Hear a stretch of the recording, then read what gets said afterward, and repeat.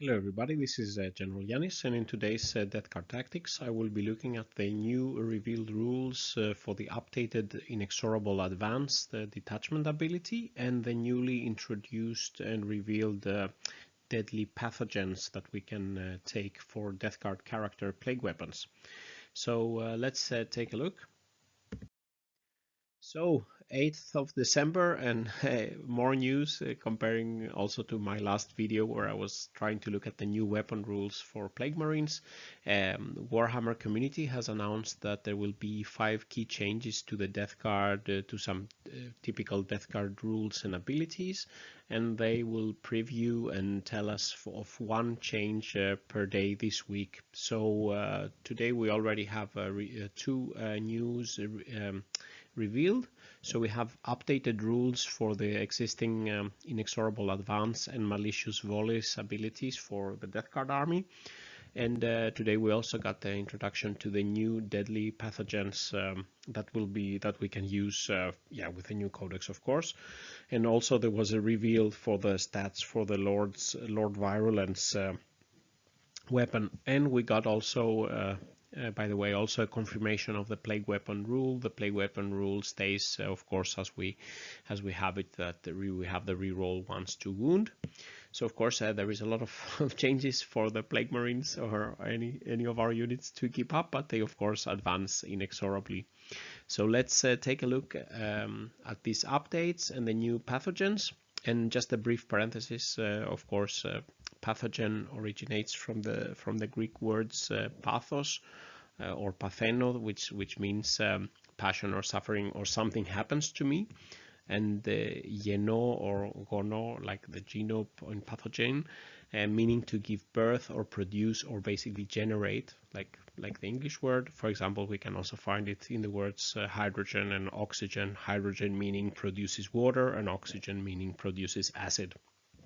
So closing this quick parenthesis, let's look at the updated rules. So if we start with the Inexorable Advance, which was the detachment rule if we had our army battle force, the current rule stated that all infantry and Hellbrood units do not suffer penalty for moving and firing heavy weapons or for advancing and firing assault weapons.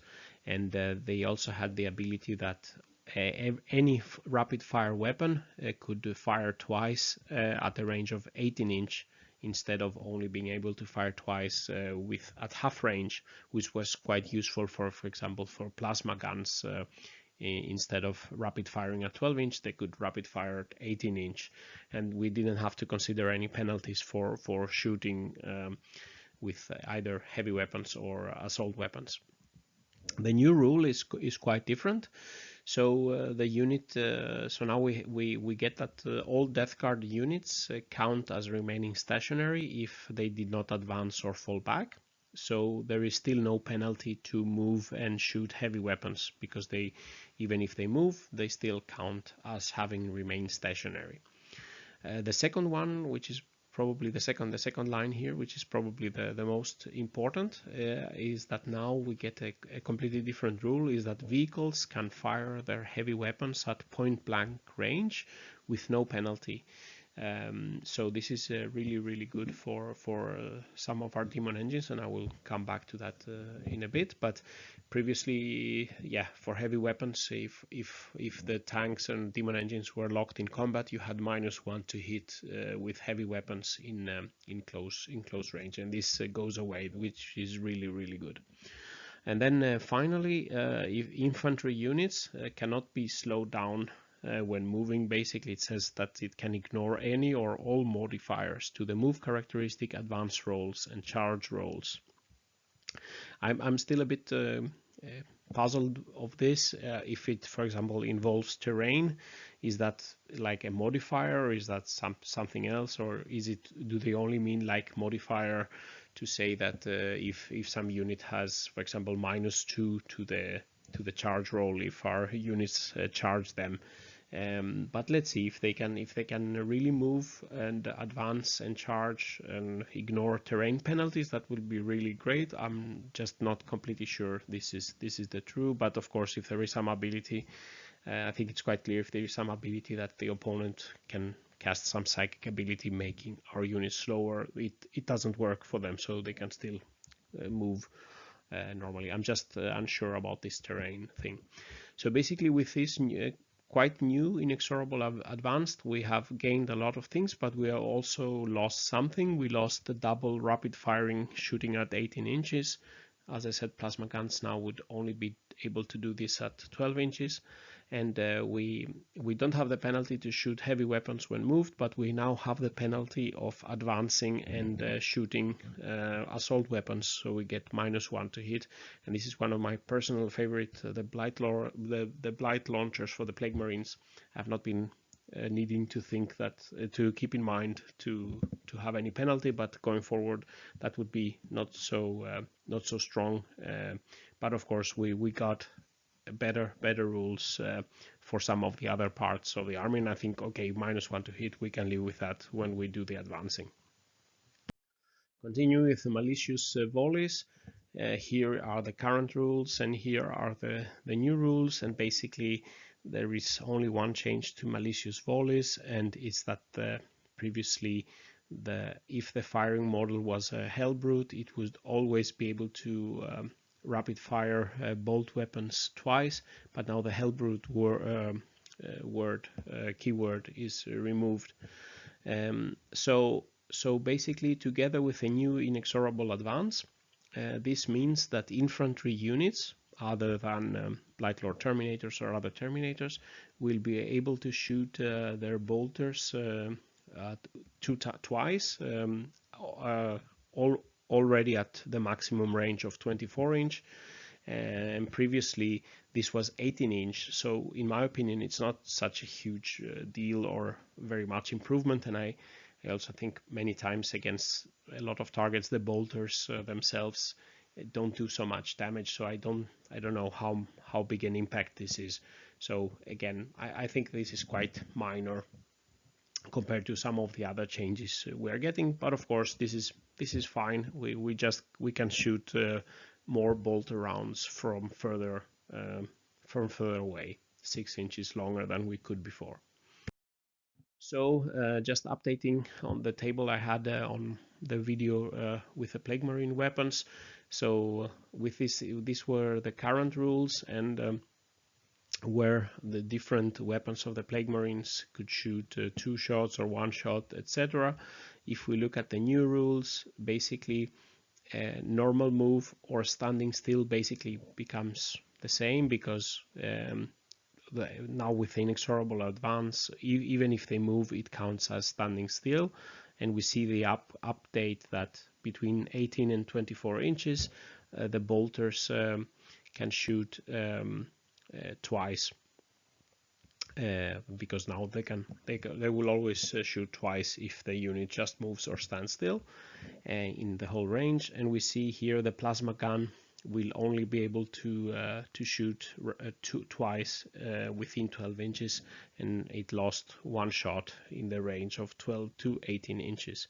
But no other big changes when we do a normal move or the standstill. When we do an advanced move, basically we still have the 2 shots for the Blight Launcher, we have 1 shot for the Melta Gun, but now both those are -1 to hit. The Plague Belcher is not -1 to hit because it's auto hit, so no impact there. So of course the assault, we get some penalties for shooting assault weapons when we advance, which is new. So the impact overall, I think, for the damage is probably more negative than positive.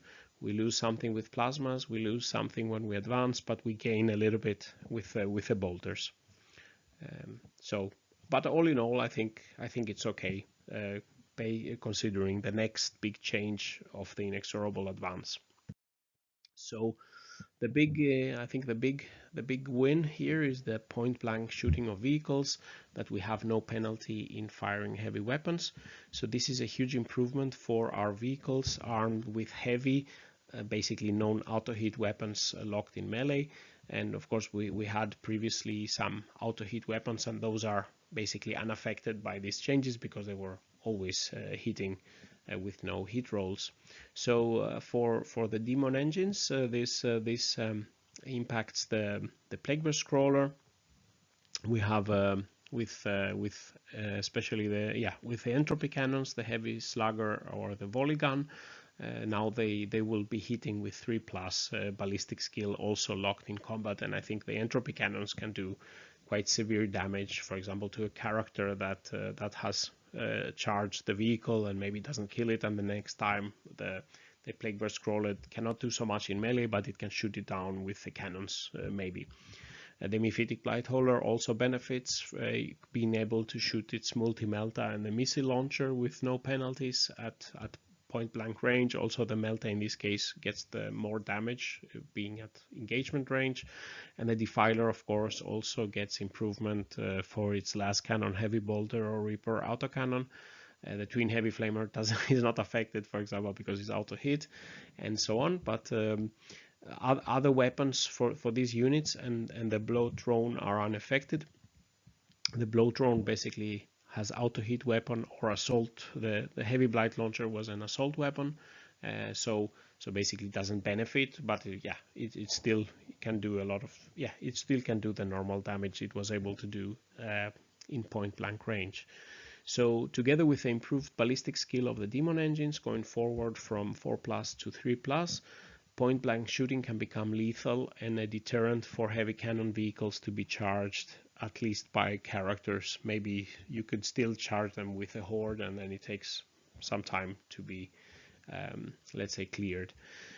So previously, with the current rules, our Plagueburst Crawler would be able to shoot entropy cannons at 5+ on point blank, and going forward this will be 3+. And when the new codex arrives, I mean this already will be doing double amount of wounds on average compared to what we can do today, and basically avoiding the -1 to hit penalty, going from a typical 4+ ballistic skill to 3+ in point blank will give on average 33% more damage. So I think it will be more difficult for the opponents to tie our units down because they know they will be hit by these cannons. So if we switch from the Inexorable Advance and go to the Deadly Pathogens, so these seem to be a new optional enhancement for Death Guard characters, plague weapons, and they can be upgraded by the Deadly Pathogens for some points. We don't know how many. So basically the Deadly Pathogens give +1 strength to the weapon and an additional effect from 7 different to choose from. And they revealed one of those today, which is called Viscous Death. So each time for this one, each time you roll to determine the number of attacks made by this weapon, you can re-roll the result. So this effect could be interesting for flamer type weapons, which have a variable number of attacks. For example, the Foul Blight Spawn is probably interesting for this one. Getting the strength would be 2d6 + 1 strength from the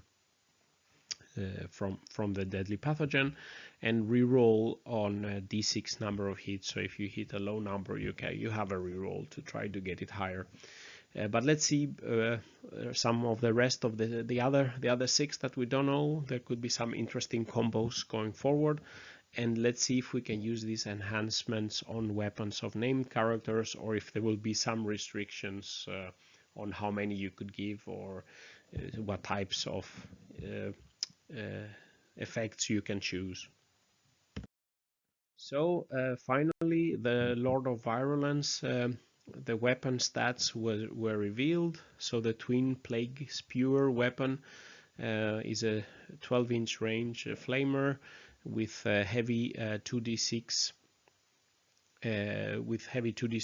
number of shots, 5 strength, AP -1 and damage 1, and it's a plague weapon. And basically I think it's a bit underwhelming in my opinion. Literally it's a 2 times the Plague Spewer, so it's nothing special for the character. I was hoping maybe for a little bit more AP, or could we have hoped for a higher damage to be able to take out some tough opponents. But yeah, basically it's just your Plague Spear ×2, which you also can see on the model. And they also confirmed the Plague Weapon rule that we all know. So now we have reroll once to it's reroll once to going forward as well. So finally, the summary and the final thoughts. The Inexorable Advance and Malicious volleys were updated. Most importantly, the Inexorable Advance.